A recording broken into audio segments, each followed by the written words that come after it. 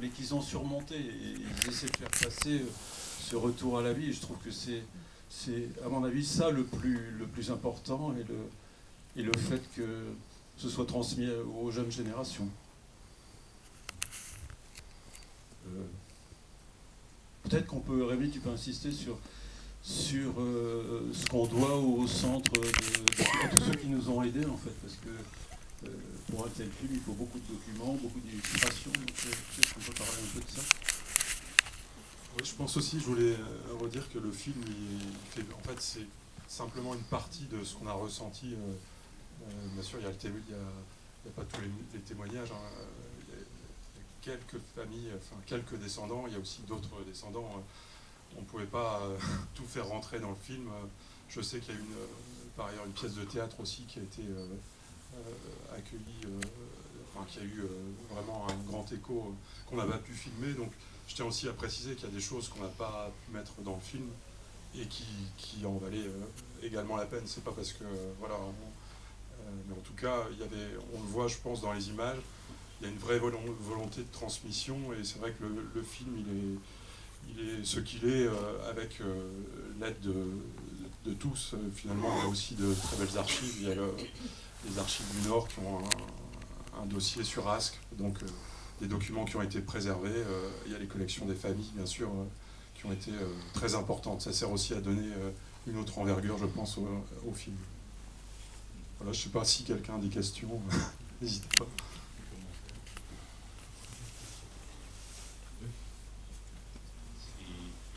Voilà, si vous souhaitez commenter.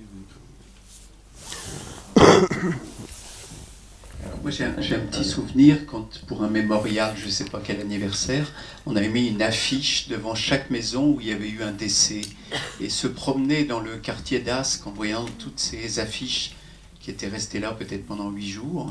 C'est vrai que ça matérialisait de manière très importante ce qu'on ressent mais concrètement, quoi.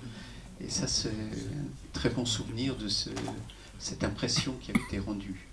Effectivement, ça a été fait tous les 5 ans, mais jusqu'au 50e à peu près. Non, c'est au 50e. C'est au 50e que ça a été fait. Au 50e, ça a été fait. Et effectivement, la démarche d'aller sonner aux maisons, c'était Denis Potier qui avait fait ce travail-là, et de dire aux habitants de cette maison, chez vous, il y a eu une personne qui a été arrachée. C'était pour certains une découverte. Alors c'est vrai qu'il y a aussi, on le voit avec Albert, il vit là depuis toujours, mais aussi il y a la vie continue, la ville change, des nouveaux habitants arrivent et puis certains découvrent qu'effectivement il y a eu un drame dans leur maison, mais qu'ils ne soupçonnaient pas. C'est vrai que dans ce film, on est passé de la mémoire à l'histoire, à la transmission, et on a été rattrapé par l'actualité.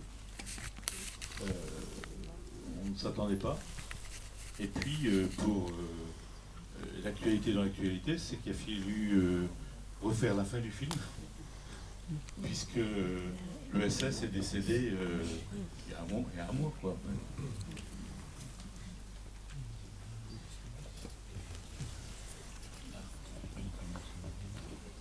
Je voudrais vous dire un grand merci à tous les trois. Parce que c'est vraiment la première fois, d'abord pour la qualité de votre travail, et c'est la première fois qu'on parle d'abord des victimes civiles, alors que dans d'autres films qu'on a pu voir, ce n'était pas le cas. Et alors que les victimes civiles sont souvent les grandes oubliées de l'histoire. Je voulais aussi vous dire merci de nous avoir donné la parole. Et en même temps, je voudrais dire merci à la municipalité, aux médias aussi qui nous ont donné la parole cette année.